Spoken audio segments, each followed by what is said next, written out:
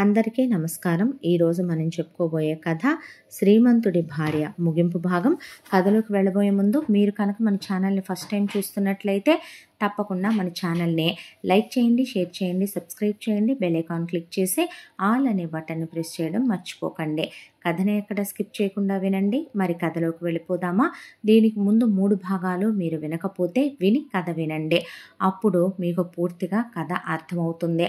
Already ముందు 3 భాగాలు upload చేసే ఉన్నాయి.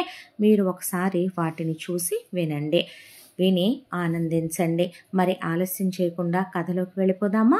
ఆ ఫోటోని ఫ్రేమ్ చేయించుకొస్తే చేత్తో పట్టుకొని ఒక తండ్రిగా ఆయన మోకాళ్ళ మీద కూర్చుండిపోయి నిన్ను కౌగిలించుకోలేకపోతున్నానని ఆ ఫోటోని కౌగిలించుకొని దిక్కులు పెక్కటిల్లేలాగా కన్నీరు పెట్టారు ఆయన. ఆ క్షణమే అర్థమైంది నాకు, తండ్రి వారసుడి కోసం ఎంత ఎదురు చూస్తున్నాడో అనే విషయం. దాంతో నేను ఆయనకు ఒకటే చెప్పాను, అంకుల్ మనుషుల్ని పంపించి వెతికిద్దాం. దాంతోపాటు ఈ రోజున ఆధార్లు, పాన్లు అన్నీ వచ్చినాయి. వాళ్ళకు కూడా ప్రూఫ్లు ఉంటాయి. నాకు ఆఫీసులో తెలిసిన వాళ్ళు ఉన్నారు, అమౌంట్ పెడదాము. ఎలాగైనా సరే ఈ ఫోటోనిచ్చి ఈ ఫోటోని ఆధారంగా చేసి ఇంటి పేరు అయితే మీదే ఉంటుంది కదా కార్తీక్కి, అది పెట్టి వెతికిద్దాం అని. ఆంటీ వాళ్ళ ఇంటి పేరు ఒకవేళ కోపంతో ఆయన ఇంటి పేరు కూడా వద్దనుకున్నారేమో ఆంటీ అని అంకుల్ వాళ్ళ ఇంటి పేరు 2 పెట్టి నాకు తెలిసిన వాళ్ళుంటే ఆ ఆఫీసులో కొంత అమౌంట్ ఇచ్చి మరీ వాళ్ళని ఎట్టి పరిస్థితుల్లో ఇది చాలా హైలీ కాన్ఫిడెన్షియల్, పర్సనల్ అని వెతకమని చెప్పాను. ఒకవైపున వాళ్ళు వెతకటం మొదలుపెట్టారు. మనుషులు వెళ్ళారు, టీవీల్లో, పేపర్లో నీ గురించి యాడ్లు రన్ అవ్వటం స్టార్ట్ అయిందే. దాంతో ఇక ఇలా జరుగుతూ ఉండగా ఒక రోజున రాత్రి 1-2 మధ్య తలుపులు కొట్టారు. ఎవరా తలుపులు కొట్టారు అనే దాంతో ఇంట్లో పనమ్మాయి గబాల్ని వెళ్ళి తలుపు తీసేసిందే. తీసేసేసరికి మీ మేనత్తలు, మేనమావలు, మీ మేనత్తలు ముగ్గురికి వెరసి 12 మంది కూతుళ్ళు.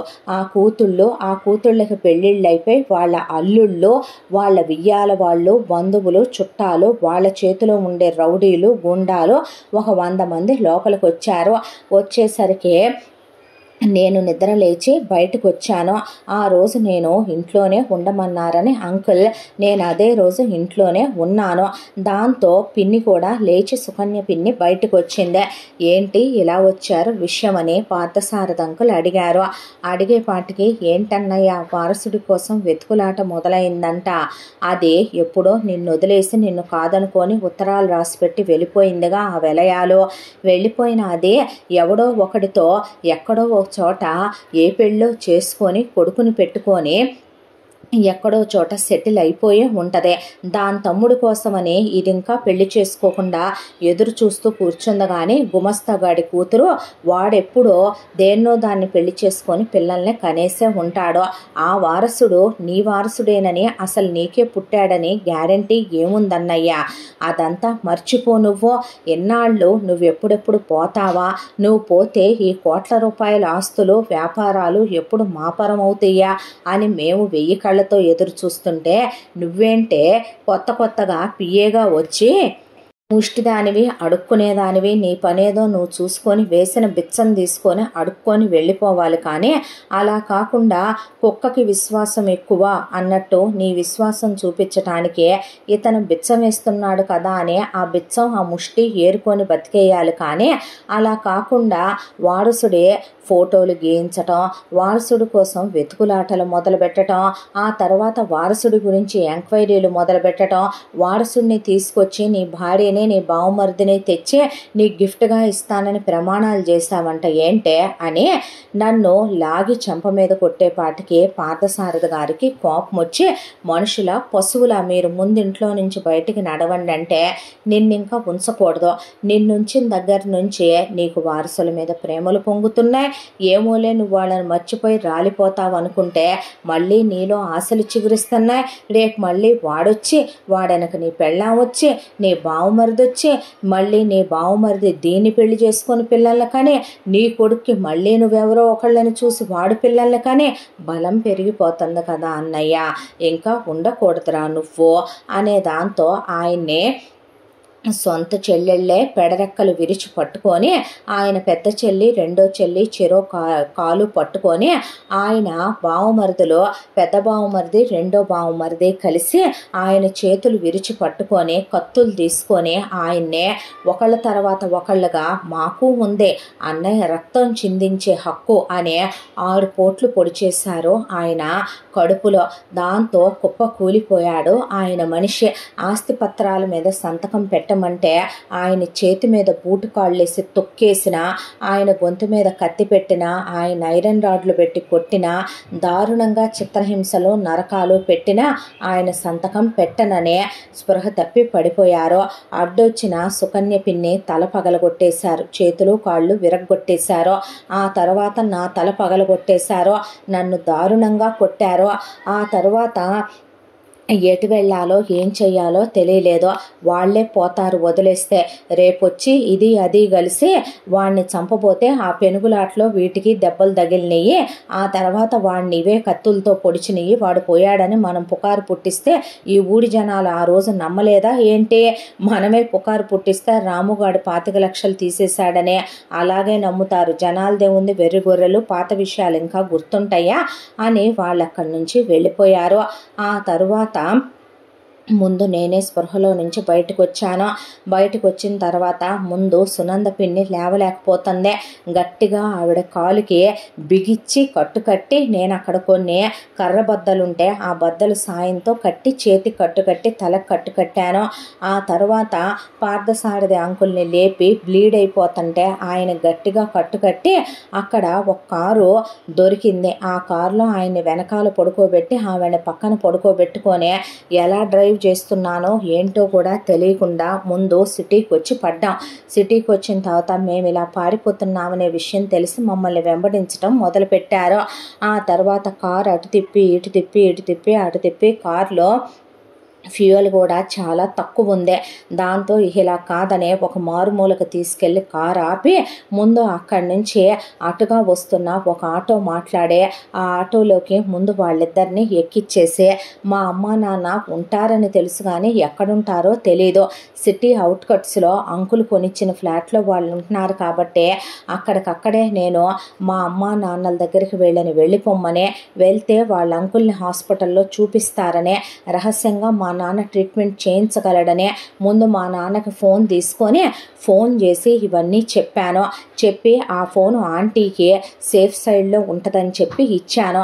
ఫలానా బ్యాంక్ అకౌంట్ అని, ఆ బ్యాంక్ అకౌంట్లో అంకుల్ పేరు మీద ఇలా డబ్బులు డ్రా చేసుకోవచ్చు ఇది అని ఆవిడ చేతిలో అంత కంగారులో కూడా నేను uncle important bank account card ఒకటి ఆవిడ చేతిలో పెట్టాను. సుకన్య గారికి పెట్టి వాళ్ళని పంపించేసే ఆ తర్వాత నేను అలా వెనక్కి తిరిగి ఇంకొక ఆటో కోసం చూస్తూ ఉండగా వెనకాలే వస్తానని చెప్తే వస్తావుగా అంటూనే వెళ్ళారు. ఈలోగా నేను వెనక్కి తిరిగేసరికి రౌడీలు మళ్ళీ రావటం మొదలైంది. దాంతో కారు ఎక్కేశాను. ఎలా డ్రైవ్ చేస్తున్నానో ఏంటో కూడా తెలియకుండా ఎటు పడితే అటు డ్రైవ్ చేసుకుంటూ వస్తూ ఓ పెట్రోల్ బంక్ దగ్గరికి వెళ్ళి ముందు నా మెడలో ఉన్న చైన్ వాళ్ళకి తెంపి ఇచ్చేసి పెట్రోల్ పోయించుకున్నాను. ఆ తర్వాత ఎటు పడితే అటు డ్రైవ్ చేసుకుంటూ అలా వస్తూ అప్పుడు జ్ఞాపకం వచ్చింది నాకు. కరెక్ట్గా మేము ఆ రోజున నేను అక్కడ ఉన్న కారణమే ఏంటంటే ఒక ఫోన్ కాల్ వచ్చింది నాకు.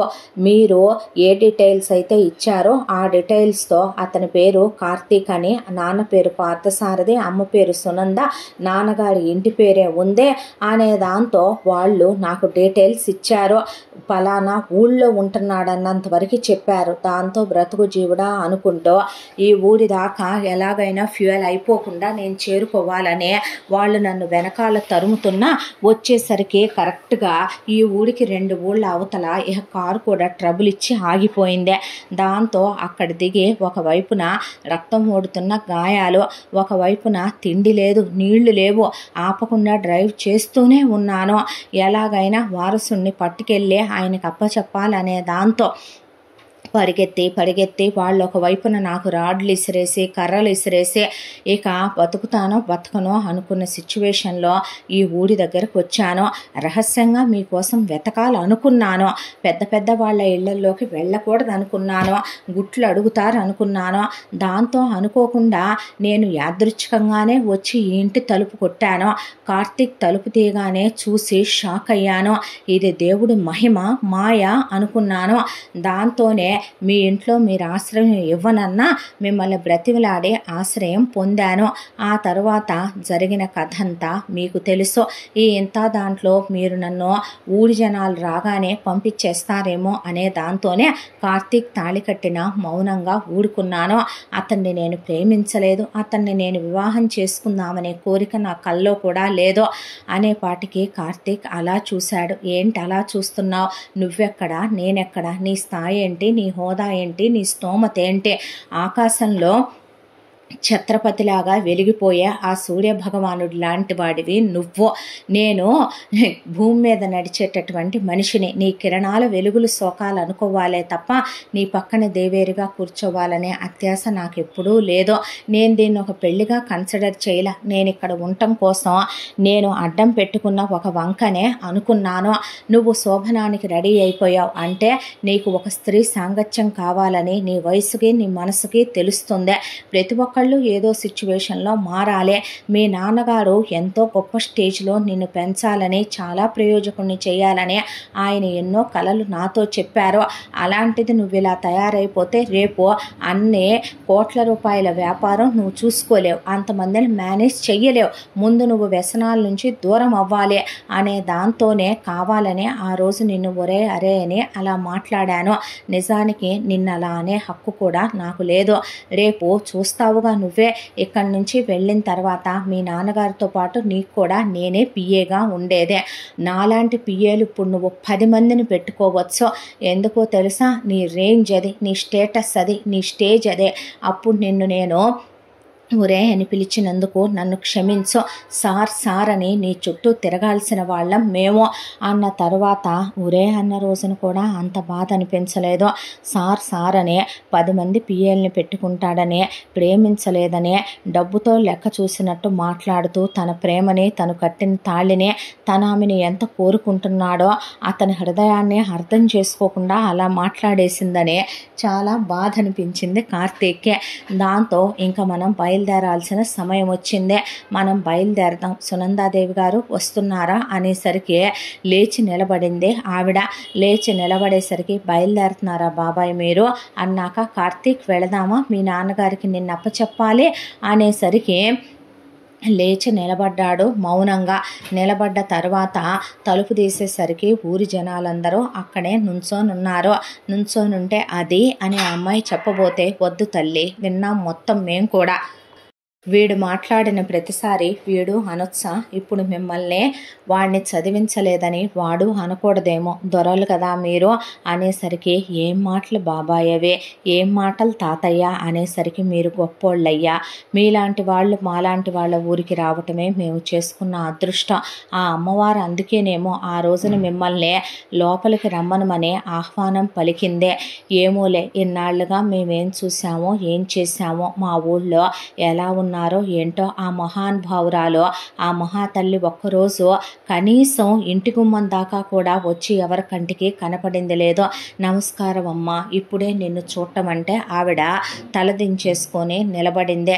మీలాంటి గొప్పోళ్ళు ఉండదగిన చోట ఇది. మీలాంటి గొప్పోళ్ళ కోసం ఎదురు చూస్తూ ఉంటాయి మీ స్థానాలు, మీ స్థావరాలు. వెళ్ళి రండి, ఆయన మీకోసం ఎంత ఎదురు చూస్తున్నాడో, అబ్బాయిని వారసుని చెయ్యాలనే ఆయన కళ్ళు ఎంత ఎదురు చూస్తున్నాయో. వెళ్ళండి బాబు తండ్రి దగ్గరికి అనేసరికి ఆ అమ్మాయి దగ్గర అసలు ఫోన్ ఉందని వీళ్ళకి తెలియదు. అప్పుడు దాకా ఆ అమ్మాయి లోపల నుంచి ఒక సీక్రెట్ ఫోన్ తీసుకొని వచ్చి వెంటనే ఆ అమ్మాయి ఫోన్ చేయగానే అక్కడికి ఒక కారు వచ్చి ఆగిందే. కారులో నుంచి డ్రైవరు యూనిఫామ్లో దిగి రెడీ మేడం అన్న తర్వాత 10 minutes నువ్వు వెళ్ళు అన్న తర్వాత బయలుదేరదామా అన్నాక ఇక్కడ ఈ ఇల్లు ఇలాగే తాళాలేసి ఉంచుతాం, ఆ పొలం నేను చూసుకుంటాను, ప్రతి సంవత్సరం మాత్రం మీరు ఈ ఊరిని మమ్మల్ని మర్చిపోకుండా వస్తారు కదూ ఒక్కసారైనా చూడటానికి అన్నాక, బాబాయ్ తాత మిమ్మల్ని వదిలిపెట్టి మేము ఎక్కడికి వెళతాం అనేసరికి ఊరి జనాలందరూ కన్నీళ్లు పెట్టుకొని కన్నీళ్లతో వీళ్ళకి ఆనందంగా వెళ్ళి రమ్మనమని అక్కడ ముత్తైదులు ఎదురొచ్చి కొబ్బరికాయ కొట్టి మరే జాగ్రత్తగా వెళ్ళి రమ్మనమని ఆవిడికి పసుపు కుంకాలు పెట్టి ఆ అమ్మాయికి పసుపు కుంకాలు పెట్టి మరీ పంపిస్తే కారు ఎక్కేశారు. కారు అలా వెళుతూ ఉండగా ముందు సీట్లో రాము కూర్చొని సుకన్య గురించి ఆలోచించుకుంటూ చిన్ననాడు ఆడుకున్న ఆటలు, పొలాల్లో తిరిగిన జ్ఞాపకాలు, అప్పుడు ఇద్దరు ఒకళ్ళతో ఒకళ్ళ మీద ఒకళ్ళు వేసుకున్న జోకులు, ఆమె కోసం తను కొనిచ్చిన గిఫ్ట్లు, ఆమె తనకి కొనిచ్చినటువంటి చేతికి కట్టుకున్నదే ఇప్పటికీ ఉన్న బ్యాండు, ఆవిడ పేరు పచ్చబొట్టుగా పొడిపించుకున్న ఆయన చెయ్యి, అవన్నీ చూసుకుంటూ ఆ స్మృతుల్లోకి ఆయన వెళ్ళిపోయాడు.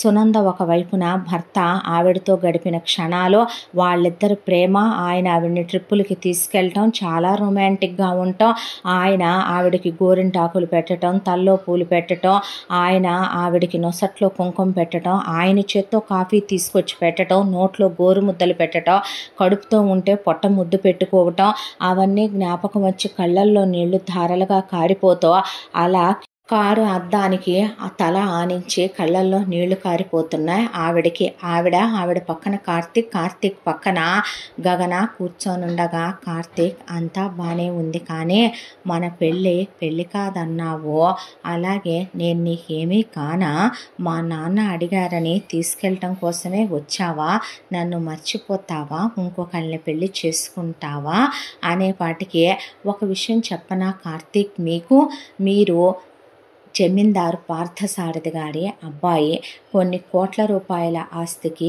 మీరు వారసులు, మేము చాలా సాదా సీదా పేద కుటుంబంలోని అమ్మాయిని నేను, నాకు కులం ఉంది కానీ నిజం చెప్పాలంటే మీ స్థాయి మీ హోదాని అందుకునేటటువంటి అదృష్టం సిరి ఉన్నదాన్ని కాదు.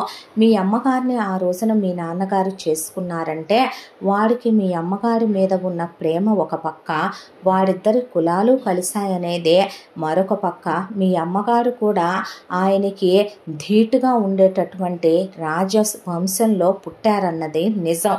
కానీ నేనెక్కడ, మీరెక్కడండి, మీరు నాకెప్పుడూ యజమాని, నేనెప్పుడూ మీకు పియ్యేనే. ఇప్పుడు చూడండి, మీకు 10 మంది పియ్యేలు వస్తారు, బోల్డంతమంది పనోళ్ళు వస్తారు, ప్రపంచం అంటే ఏంటో మీరు తెలుసుకుంటారో, మీకు తెలుస్తుంది.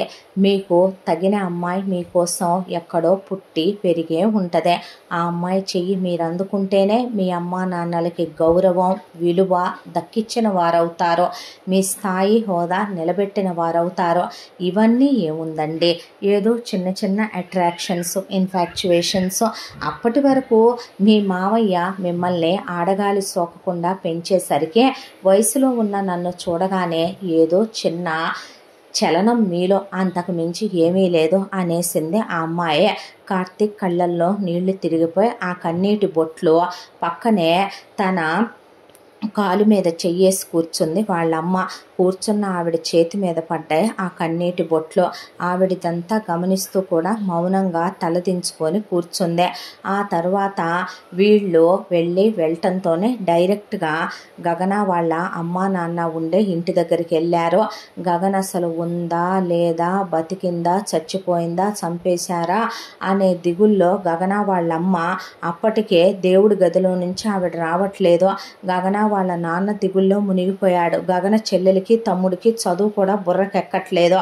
ఆ సిచ్యువేషన్లో వాళ్ళు గగనని చూసేసరికి ప్రాణాలు లేసొచ్చినట్టు వచ్చే, పరిగెత్తుకుంటూ అమ్మా అని గగనని కౌగిలించేసుకొని, అక్క అని ఆ పిల్లలు గగనని పట్టుకొని వెక్కిళ్ళు పెట్టి ఏడ్చేశారు.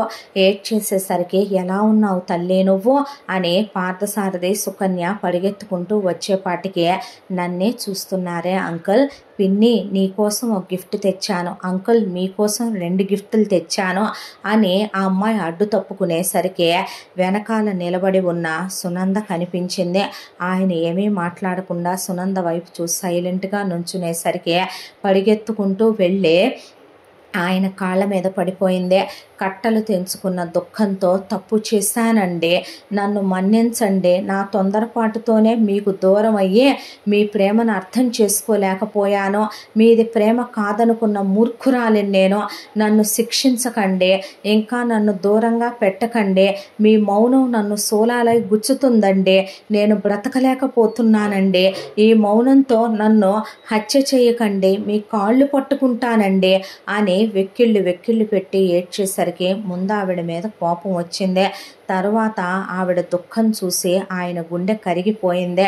తరువాత ఆవిడ బేలగా ఏడుస్తుంటే ఆయనలో ఉన్న ప్రేమమూర్తి గుండె కరిగిపోయిందే. దాంతో ఆవిడ భుజాలు పట్టుకొని పైకి లేపి గట్టిగా కౌగిలించుకొని ఆయన కళ్ళల్లో నీళ్లు తిరిగిపోయాయి. ఆయన అంతమంది ఉన్నారని కూడా చూసుకోకుండా ఆయన మొహం నిండా ముద్దులు పెట్టుకొని ఆయన్ని కౌగిలించుకొని వెక్కిళ్ళు పెట్టి ఏడ్చేసిందే. మీ నుండి దూరమై శవంలా జీవచ్ఛవంలా బతికానని, జరిగిందంతా ఆయనకి చెప్పుకొని పుస్తకంతో కాపురం చేస్తూ ఆయన్ని తలుచుకుంటూ బ్రతుకుతున్నానని, ఒక గదిని జైలు గదిగా భావించి శిక్షేసుకొని బతుకుతున్నానని చెప్పి మరీ ఏడ్చేసరికి ఆయన గుండె కరిగిపోయి కళ్ళల్లో నుంచే ద్రవంగా కారిపోతూ కన్నీళ్ల రూపంలో బయటకు వచ్చే ఆవిడ్ని కొడదామన్నంత కోపం వచ్చిన ఆయన ఆవిడనేమీ అనలేడు.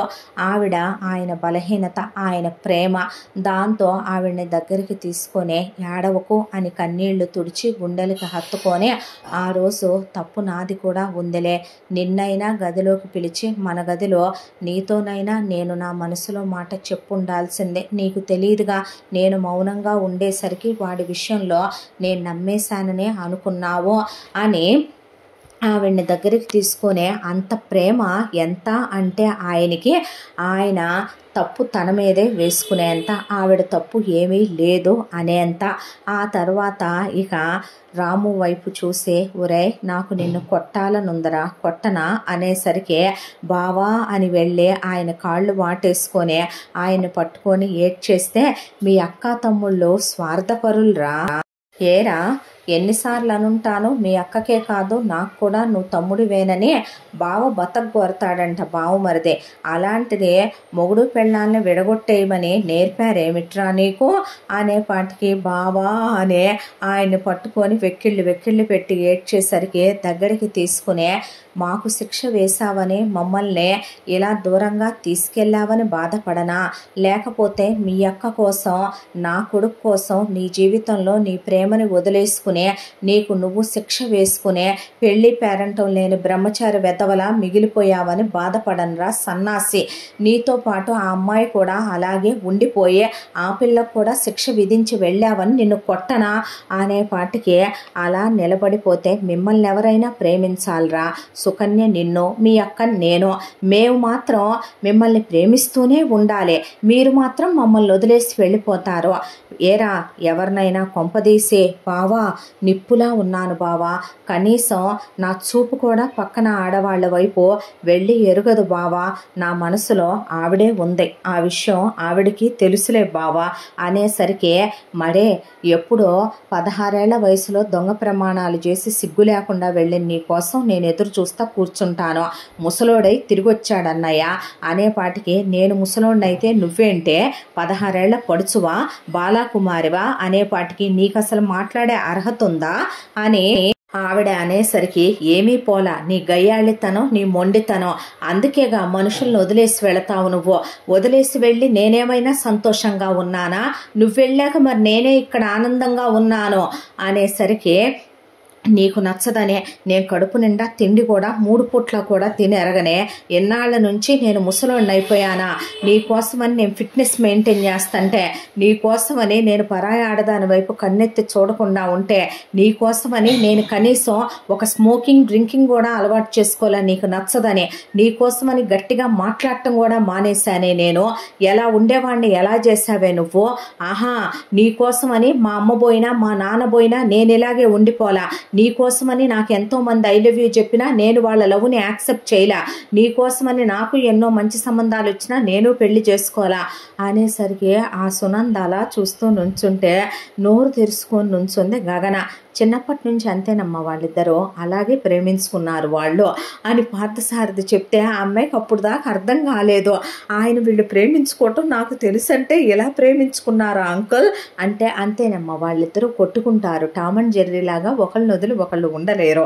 వాళ్ళ ప్రేమ ఎంత అంటే ఒకళ్ళని వదిలి ఒకళ్ళు వేరే వాళ్ళని పెళ్లి చేసుకోరమ్మా. అలా అని వాళ్ళిద్దరూ ఇలా కొట్టుకోకుండా ఉండరు. మళ్ళీ మొదలు అన్నాడు ఆయన. అన్న తర్వాత అంకుల్ మీ అబ్బాయి అందే. అన్న తర్వాత కొడుకు వైపు చూసే ఆయన ఒక్కసారిగా అలా కింద నుంచి పైకి ఆపాద మస్తకం చూసుకునేసరికి దగ్గరకు వచ్చి, అలవాటు లేని పదం, ఇన్నాళ్లుగా మీరు ఉన్నారో లేరో కూడా తెలియదు, ఎలా ఉన్నారు నాన్న అని అడిగాడు కార్తీక్. అడిగేసరికి కొడుకుని కౌగిలించుకునేసరికి మంచి బాడీ బిల్డర్ లాగా height weight personality formal pant shirt వేసుకుని దొరబాబులా ఉన్న కొడుకుని దగ్గరికి తీసుకుని ఆయన ముద్దులు పెట్టేసుకొని, అసలు ఒక తండ్రి ఆలింగనం ఒక కొడుక్కి ఎలా ఉంటుంది? ఈ సృష్టిలో అన్నిటికన్నా అమ్మా నాన్నలు భార్య ఇలాంటి వాళ్ళు హక్ చేసుకున్నప్పుడు, పిల్లలు హక్ చేసుకున్నప్పుడు కలిగే ఫీలింగే వేరు. అది మాటల్లో వర్ణించలేనిదే. ఆ క్షణం ఆ ఆనందాన్ని ఆ తండ్రి కొడుకులు అనుభవిస్తూ ఉండగా, ఇన్నాళ్ళు పట్టిందేమ్మా వీళ్ళు కనిపిస్తే తీసుకురావటానికి అనేసరికి, అది బావా అని చెప్పబోతుంటే రాము, మీరు ఆగండి బాబాయ్ నేను చెప్తానుగా అని, ఏమీ లేదు అంకుల్, నేను అక్కడికి వెళ్ళేసరికి ఆ ఊరికి ఒక ఆచారం ఉందని చెప్పి నన్ను ఆ ఊర్లో వాళ్ళు త్వరగా రానివ్వలేదు. వచ్చాక ఆ తర్వాత నేను ఒకళ్ళింట్లో ఆశ్రయం పొందుతూ వీళ్ళ కోసం వెతికేసరికి చాలా ఆలస్యం అయిపోయింది. ఆ తర్వాత వీళ్ళు దొరికారు. దొరికేసరికి ఆంటీ అవునా కాదా, రాము అంకుల్ ఈయన కాదా అని, ఆ తర్వాత మీ అబ్బాయి దొరికిన తర్వాత మీ అబ్బాయిని చూసి తను మీరు అనుకున్న మీ కొడుకుగా ఉన్నారా లేరా అని కొంచెం ఆయనకి చిన్న చిన్న స్మోకింగ్ చిన్న చిన్న ఫ్రెండ్షిప్స్ ఉన్నాయి. వాటన్నిటినీ ఆయనకి మాన్పించి మామూలు మనిషిని చేసి తీసుకొచ్చేసరికి ఇంత టైం పట్టింది అనేసరికి సునంద రాము కార్తీక్ ముగ్గురు ఒకేసారి ఆశ్చర్యపోయారు. ఎందుకు ఇలా అబద్ధం చెప్పింది? వచ్చింది తమ ఇంటికే కదా, ఉంది తమ ఇంట్లోనే కదా. తను వచ్చేటప్పటికి నిజంగా కార్తీక్ పరిస్థితి సరిగ్గా ఏమీ లేదు, వాళ్ళ ఇంటి పరిస్థితి సరిగ్గా ఏమీ లేదు. ఎందుకు పెళ్ళయిందని ఈ విషయాలు ఏమీ చెప్పకుండా పెళ్ళనే మాటనే దాచేసిందే అనే దాంతో వాళ్ళేమీ మాట్లాడలా.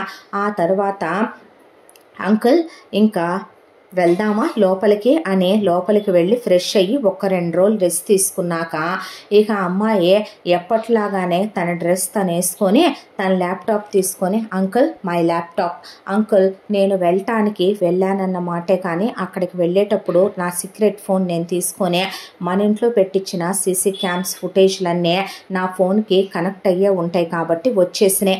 అవన్నీ నేను చాలా జాగ్రత్తగా పెట్టుకొని ఉంచుకున్నాను. సో వాళ్ళు మిమ్మల్ని కత్తిపోట్లు పొడవటం, వాళ్ళు మిమ్మల్ని బెదిరించటం, ఆ తర్వాత మమ్మల్ని కొట్టటం, మనల్ని అలా వదిలేసి వెళ్ళటం మొత్తం సీసీ కెమెరాలో రికార్డ్ అయిందంతా నా దగ్గర ఉందే. నేను అక్కడ ఉండే ఇక్కడ మన లాయర్లతో లీగల్ అడ్వైజర్లతో మినిస్టర్లతో మనకి ఎవరైతే కనుక మనకున్న పలుకుబడిని ఇన్ఫ్లుయెన్స్ని నేను వాడి మనకి తెలిసిన పోలీసులతో సహా అందరినీ గ్యాదర్ చేసి పెద్ద మనుషులందరికీ కబురు పంపించే ఉంచాను.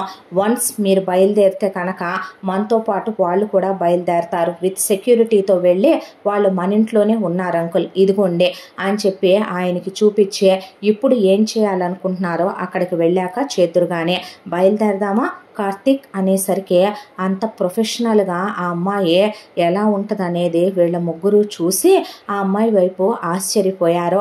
వరుసగా కార్లు వచ్చి ఆగినే.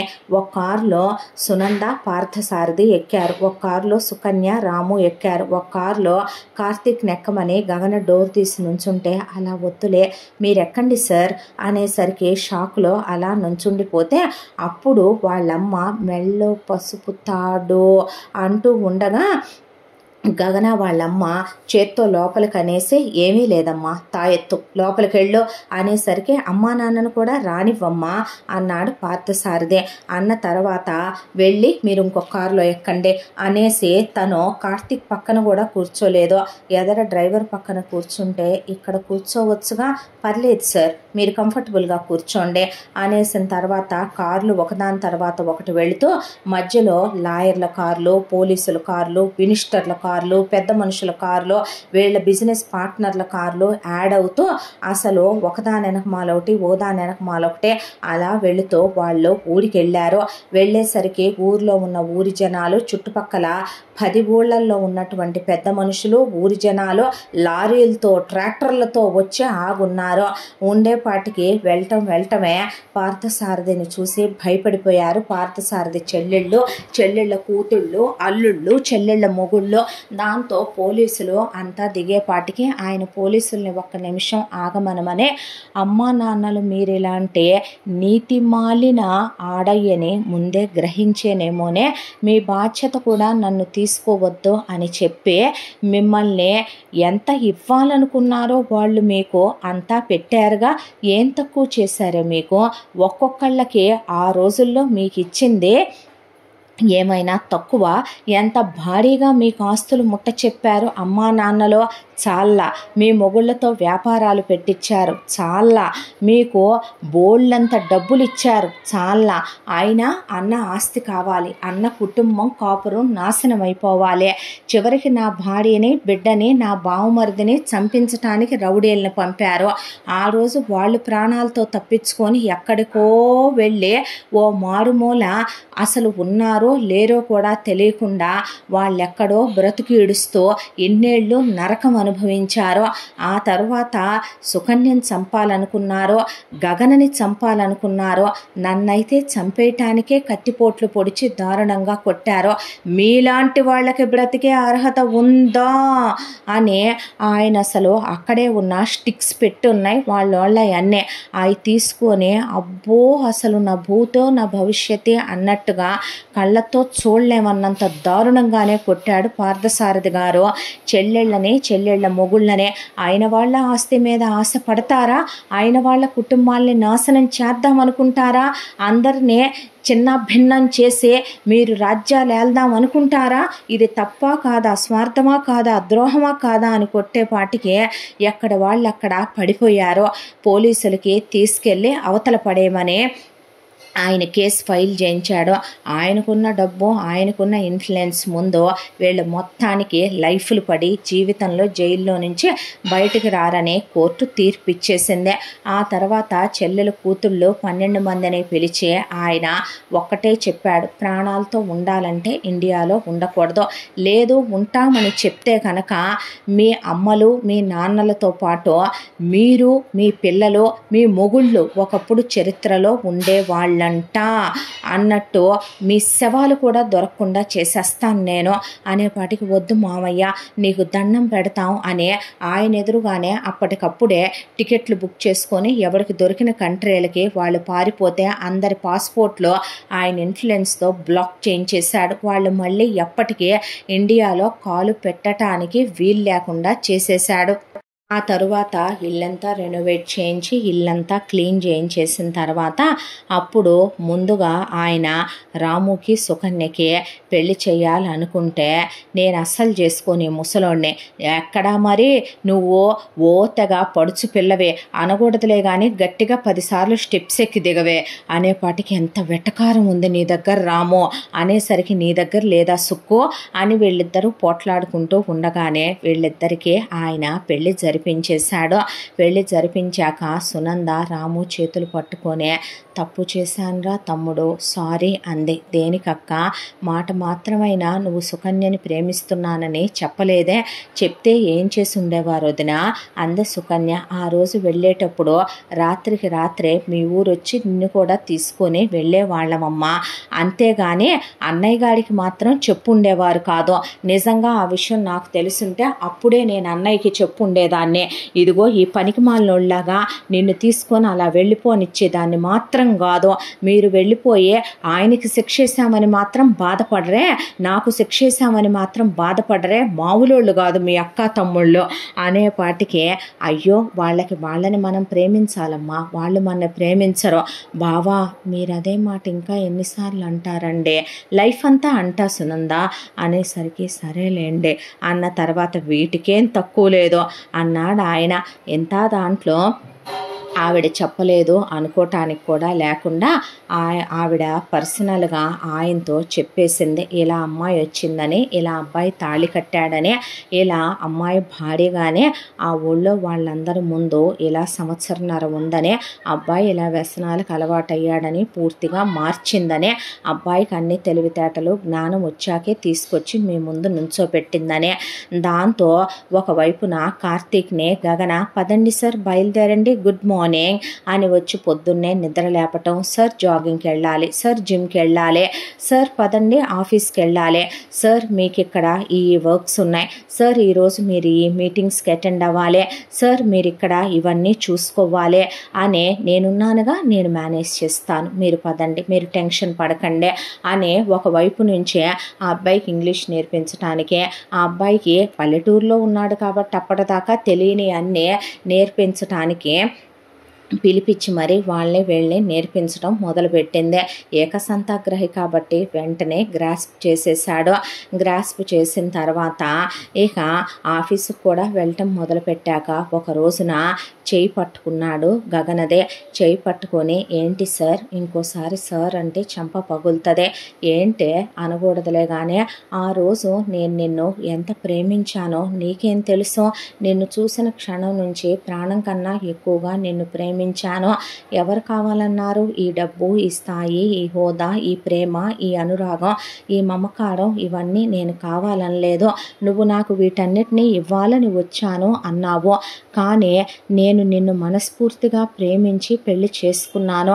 సార్ సార్ అంటావు, నేను చెప్పేదే వినవు, ఎంతసేపు ఏదేదో మాట్లాడుతూ ఉంటావు, ఏంటిదంతా గగన, నువ్వంటే నాకు ఇష్టం, ఐ లవ్ యూ అన్న తర్వాత వద్దు సార్, మీ స్థాయి మా స్థాయి, మీ హోదా మా హోదా, ఇంకా ఆపమ్మా చాలే కానీ అన్నాడు పార్థసారథి. అనేపాటికి అదే అంకుల్, ఆయన ఏదో కన్ఫ్యూజన్లో బొమ్మల పెళ్ళిని నిజం పెళ్ళి అనుకుంటున్నారు అంకుల్ అన్న తర్వాత, పెళ్ళిళ్ళల్లో బొమ్మల పెళ్ళిళ్ళు నిజం పెళ్ళిళ్ళని ఉండవమ్మా, అవి ఒకప్పటి రోజులో.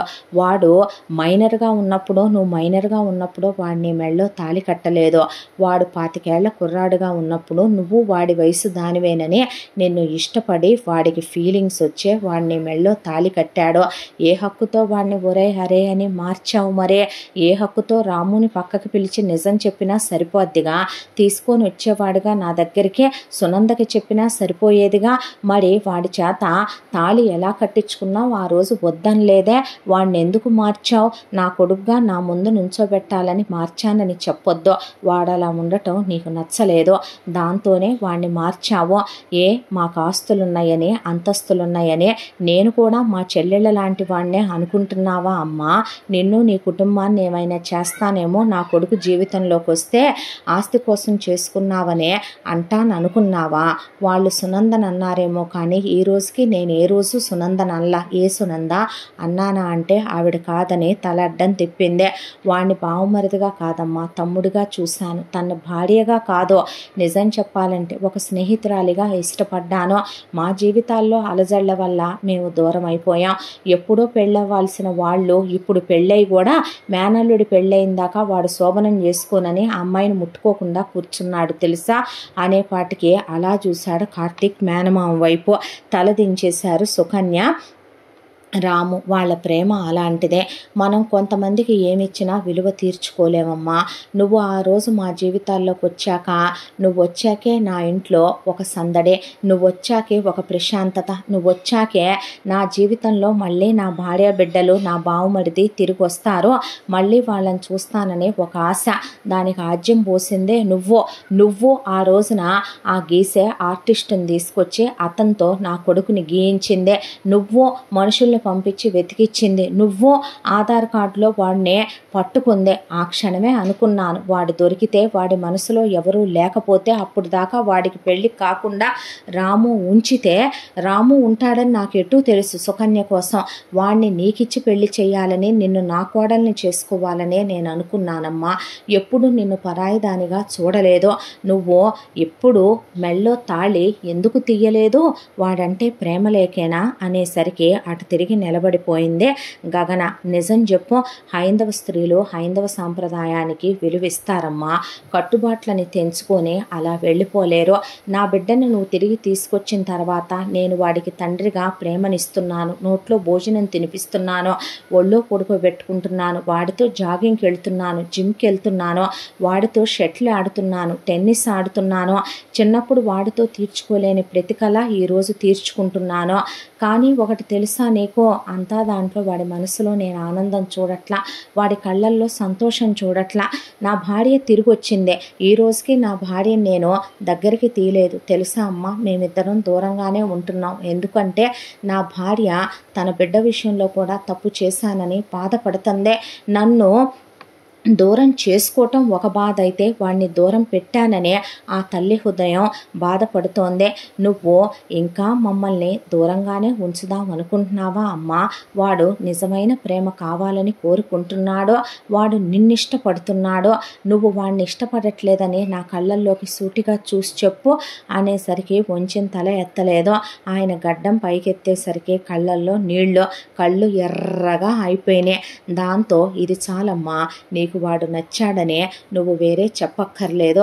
కాకపోతే నువ్వు నన్ను నా చెల్లెల్లాంటి వాడిని అనుకున్నావే, అదే బాధాకరమైన విషయం. అలా అనుకోలేదు అంకల్.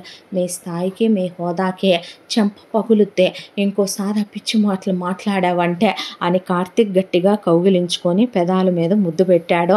ఆ తర్వాత ఇక ధూమ్ధామ్గా కొడుకు పెళ్లి ఏర్పాట్లు చేసి, మా పెళ్లి 1000 ఏళ్ళు గుర్తుంటే వీడి పెళ్ళి ఈ యుగానికే గుర్తుండేలా చెయ్యాలిరా రాము.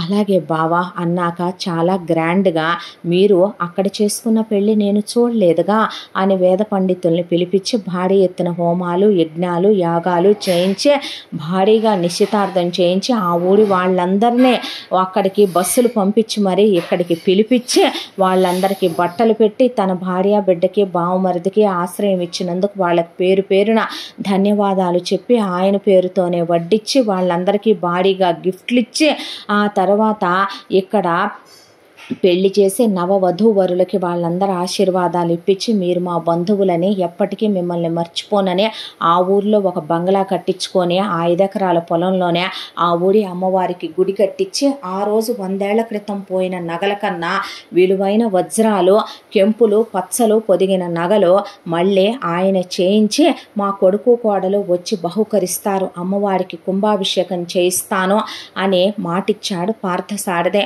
ఆ తర్వాత హనీమూన్ టికెట్లు తీసుకొని రాము సుకన్యకి ఇచ్చి వెళ్ళండిరా అన్నాక, అది కాదు బావా, ఇంక నోరు ముయ్యమన్నా నిన్ను అన్న తర్వాత ఇక కార్తీక్ను పిలిచి, అమ్మాయి మీద ఉన్న నీ ఆశ, నీ కోరిక తీరా నీకెక్కడికి వెళ్ళాలంటే అక్కడికి వెళ్ళిరా నాన్న అన్నాక తండ్రిని కౌగిలించుకొని అప్పుడు ఏడ్చేశాడు. ఏమిట్రా?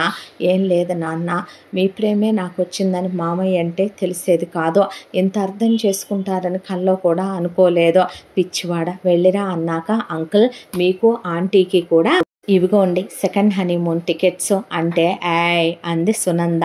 పర్లేదు ఆంటీ, ఆంటీ కాదు అత్తమ్మ అనమ్మ అని ఆవిడన్న తర్వాత, మీ ఇద్దరు కూడా వెళ్ళిరండి. అలాగే వై నాట్ అన్నాడు ఆయన. మీరు కూడా మరీనో, ఏమైందో పెళ్ళయ్యాక ఒక 2 ఏళ్ళు కలిసి ఉన్నామో మనం అనేసరికి, నేను ఇంకా యాక్టివ్గానే ఉన్నాను అనేసరికి, చెల్లినో తమ్ముడినో ప్లాన్ చేయరుగా డాడీ అనేసరికి, ఆ ఛాన్స్ లేదు లేరా అనేసి నవ్వాడు ఆయన. ఆ తర్వాత వాళ్ళు సెకండ్ హనీమూన్కి, రాము సుకన్య వాళ్ళ హనీమూన్కి వెళ్ళి తిట్టుకుంటూనే వాళ్ళు క్లోజ్ అయ్యారు. కార్తీక్ మాత్రం గగనని దగ్గరికి తీసుకుని మోకాళ్ళ మీద కూర్చుని అమ్మాయికి ఉంగరం పెట్టి ప్రపోజ్ చేసుకుని, ఏంటిదంతా లవ్ డ్రీమ్స్ అనుకో అన్నాడు. ఆ తర్వాత ఆ అమ్మాయితో క్లోజ్ అయ్యి చాలా క్లోజ్గా, రొమాంటిక్గా, ఇంటిమేటెడ్గా ఇద్దరు క్లోజ్ అయ్యారు. ఆ తర్వాత 6 నెలల ట్రిప్ ఏమో గగన కార్తీకు, 2 నెలల ట్రిప్ ఏమో రాము సుకన్య, అదే 2 నెలల ట్రిప్ ఏమో ఏమో సునంద పార్థసారథి వెళ్ళి ముందు వీళ్ళు వచ్చేసారు. ఆ తర్వాత గగన కార్తీక్ తిరిగి వచ్చారు. వచ్చి రాగానే గగన కూర్చొని డైనింగ్ టేబుల్ మీద ఏదో తింటూ ఉండగా వామిటింగ్స్ అయినాయి. చిన్న కార్తీక్ రాబోతున్నాడా అమ్మా అని రాము అంటే, లేదంకల్, ముందు మీకు ఆంటీకి పుట్టేంత వరకు మేము పుట్టకూడదు అనుకొని మా జాగ్రత్తలో మేము ఉన్నాం. ఏదో ఫుడ్ పడలేదులే, అడ్డమైన గడ్డి తింటాం, పడలేదంటాం అన్నాడు కార్తీక్. మాటలు చూడు ఎలా వస్తాయో అనేసరికి వీళ్ళైపోయి మీరు పోట్లాడుకోకండమ్మా, ఎప్పటికీ హార్ట్ జంట వాళ్లే అన్నాక మీరు మీ మాటలో అంది సునంద. అన్న తర్వాత ఏమంటా గగన అందో కానీ ఆ నెక్స్ట్ డేనే సుకన్య వాంతులు చేసుకుంటే ఆ వాంతులేనే అన్నాడు రాము. అబ్బే లేదు, తిన్నది అరక్క ముసలోడివిగా నువ్వు ఆ మాత్రం కూడా రావన్నమాట వాంతులు. ఎవరే ముసలోడు? నేను ముసలోడిని అయితేనే అలా ఉన్నావా నాతో నువ్వు హనీమూన్లో అన్నాక వీళ్ళు ఇలా పోట్లాడుకుంటూనే సీమంతాలు అయిపోయి సుకన్యకి ఒక బాబు పుట్టాడు. ఇహజాలు నా వల్ల కాదు, ముసలోడివి నువ్వు అంతకన్నా కనలేవులే, నీకేం మంచిది కాదంటన్నా అదేలే అందే సుకన్య. ఇలా వీళ్ళ పోట్లాటల మధ్య ఇలా జరిగిపోతూ ఉండగా ఆ తర్వాత 5 ఏళ్ళు ఆశ తీరా భార్యతో తన డ్రీమ్స్ అన్నీ నెరవేర్చుకొని హ్యాపీగా అప్పుడు గగన ప్రెగ్నెంట్ అయ్యి ట్విన్స్ ఒక పాప బాబు పుట్టేస్తే పేడ విరగడైపోయింది. అనుకున్నాక అదేంటి మేనల్లుడు ఇద్దరేనంట్రా అన్న తర్వాత, చాలే నా బుజ్జి బామ్మర్దిని కన్నావుగా మాయ్య, వీళ్ళిద్దరూ వాడు చాలే చక్కగా ఉంటారు ముగ్గురు అన్న తర్వాత ఇంకా నాకు ఓపిక లేదులే అనేసింది గగన. అన్నాక పార్థసారథి లాయర్ గారిని పిలిపిస్తే ఆయన వచ్చారు. వచ్చిన తర్వాత పేపర్లు రెడీ అయినాయా అని సంతకాలు పెట్టాక రాము సుకన్య ఇట్రండి అని వాళ్ళ చేతిలో పేపర్లు పెడితే, ఏంటన్నయ్య ఇవే, ఏంటి బావా ఇవే అంటే, ఉన్న మొత్తం ఆస్తిలో 75% కార్తీక్ పేరు మీద రాసేసాను, 25% నీ పేరు మీద రాశాను రా రాము, తీసుకో అంటే, వద్దు బావా ఏంటిదంతా, ఏంటన్నయ్య ఇది, ఇంట్లో ఉంచుకుంటున్నారు, తిండి పెడుతున్నారు, బట్టలు ఇస్తున్నారు, ఆపమ్మ చాలే గానే, మీరేమైనా పనివాళ్ళ, నేను అవన్నీ ఇవ్వటానికి నా వాళ్ళమ్మా, వాడు చేసిన దానికి నేనేమిచ్చి రుణం తీర్చుకోగలని చెప్పు. మొదటి నుంచి వీళ్ళ అక్క తమ్ముళ్ళు వాళ్ళని వాళ్ళు సెల్ఫ్ లవ్లు చేసుకొని ఒకళ్ళనొకళ్ళు లవ్ చేసుకుంటారే తప్ప పక్కన వాళ్ళని అర్థం చేసుకోరు. వాడు నాకు దుర్మార్గుల నుంచి ఏ రోజో విముక్తి కల్పించాలనే అనుకున్నాడమ్మా చిన్న వయసులోనే. నా మౌనంతో ఒకానొక రోజున సునంద తొందరపాటుతో వాళ్ళని క్షమించి ఆ రోజు ఒక తప్పు జరిగిపోయిందే. ఆ తరువాత ఇన్ని సంవత్సరాలు నాకు తనకి మధ్య ఎడబాటుకి నా మౌనం, తన తొందరపాటు కారణం. ఏ పాపం పుణ్యం ఎరుగనే వాడు నువ్వు దూరం అవటానికి మేమిద్దరమే కారణమయ్యాం. తర్వాత అన్నాళ్ళు వాడు నువ్వు విడివిడిగా ఉండే మీకు మీరే శిక్ష విధించుకున్నారు తప్ప పెళ్ళి కూడా చేసుకోలేదు తల్లి. వాడు నా భార్యనే, నా బిడ్డనే, ఇంట్లో నుంచి బయటికి రాకుండా తననే గుండెల మీద పెట్టుకొని నా బిడ్డని పెంచినందుకు నేను ఏమిచ్చి వాడికి రుణం తీర్చుకోగలని చెప్పు. ఆ రోజు ఈ రోజు ఏ రోజు వాడు నా బావమరిది కాదమ్మా, నా తమ్ముడే అన్న తర్వాత కళ్ళల్లో నీళ్లు తిరిగిపోయి, తీసుకో కాదంటే ఊరుకోను, బాబు కోసం ఉంటది లేరా అన్నాక, ఇన్ని కోట్ల రూపాయల ఆస్తి అడిగాడా బావా వాడు అంటే, ఏ నా కొడుకు నీకు మేనల్లుడైనప్పుడు నీ కొడుకు నాకేమవుతాడంట, నీకే ఉంటుందా కార్తీక్ మీద ప్రేమ, నాకుండదా నీ కొడుకు మీద ప్రేమ అనేసరికి ఆయన ఇంకేం మాట్లాడలేదు. ఆ తర్వాత కార్తీక్ తీసుకో మావయ్య అన్నాక, దీన్ని మిస్యూజ్ చేయకు కార్తీక్, అమ్మాయి తోడుగా ఉంటుంది కాబట్టి దీన్ని ఇంకా 10 ఎలా పెంచాలా అనేది ఆలోచించు అన్నాక, అలాగే నాన్నగారు అని ఇలా హ్యాపీగా పిల్ల పాపలతో సంతోషంగా ఆనందాలతో అన్న మాట ప్రకారం ఏ ఊళ్ళో అయితే గనక ఆశ్రయం పొందారో వీళ్ళు అదే ఊరికి వెళ్ళి అమ్మవారికి మహాకుంభాభిషేకం చేయించి నగలన్నీ పెట్టించి ఆ ఊరిలో 5 ఎకరాల పొలంలో వాళ్ళు కట్టించుకున్న బంగ్లాలో ప్రతి సంవత్సరం వెళ్ళి అక్కడ స్వామివారికి ఉత్సవాలు, అమ్మవారికి జాతర చేయించి ఆ చుట్టూ ఉన్న 5 ఎకరాల్లో పంట కూడా అమ్మవారి గుడికి దీపదూప నైవేద్యాలకే, స్వామివారికి దీపదూప నైవేద్యాలకని రాసిచ్చేశాడు రాము. అలా వీళ్ళు వెళ్ళొస్తూ వాళ్ళు ఆ ఊరిని మర్చిపోలేదు, ఆ ఊరి వాళ్ళకి వీళ్ళు ఆత్మబంధువులైపోయే వాళ్ళు వీళ్ళని మర్చిపోలేదు. ఇలా సంతోషాలు ఆనందాల మధ్య ఈ కథ ఇలా కంచికి చేరుకుందే. వారసుణ్ణి తిరిగి తీసుకొచ్చి ఆ తండ్రికి అప్పచెప్పి ఆ ఇంటికి కళ తీసుకొని వచ్చి ఆ ఊరి వాళ్ళంతా కూడా వారసుడు అనే ఎప్పుడైతే కనుక పరిచయం చేసిందో గగన, పార్థసారథి గారు నా కొడుకు అని ఏ రోజు చెప్పాడో ఊరి వాళ్ళంతా వచ్చి సునందకి క్షమాపణ చెప్పి మేమన్న మాటల వల్లే మీరు పార్థసారథి గారికి దూరం అయిపోయారని, ఆ తర్వాత రాముకి క్షమాపణలు చెప్పి నువ్వు నిప్పులాంటి మనిషివయ్యా, నిన్ను తప్పుగా అనుకున్నాము, అందుకే మా ఊరు ఇలా నాశనం అయిపోయిందని ఏడ్చేసరికి కార్తీక్ గగన చేతుల మీదుగా ఈ ఊళ్ళో స్వామివారికి ఉత్సవాలు, అమ్మవారికి జాతర, మళ్ళీ గ్రామదేవతకి కొలుపులు చేయించితే వర్షాలు పడి పంటలు పండుతూ పొలం సస్యశ్యామలంగా మారి అందరి పొలాలు కళకళలాడుతూ ఒకళ్ళని బుద్ధి తక్కువతనంగా ఎప్పుడూ ఏది అనకూడదనే ఆ ఊరి వాళ్ళకు కూడా జ్ఞానం వచ్చింది. ఇంతటితో ఈ కథ సమాప్తం. మళ్ళీ మరొక మంచి కథతో కలుసుకుందాం. తప్పకుండా మన ఛానల్ని లైక్ చేయండి, షేర్ చేయండి, సబ్స్క్రైబ్ చేయండి, బెల్ ఐకాన్ క్లిక్ చేసి ఆల్ అనే బటన్ని ప్రెస్ చేయడం మర్చిపోకండి. ఎంత మంచి కథని మనకు అందించిన కథా రచయిత్రి జి. యామిని శ్రీనివాస్ గారు. మరో మంచి కథతో తప్పకుండా కలుసుకుందాం. Thank you so much.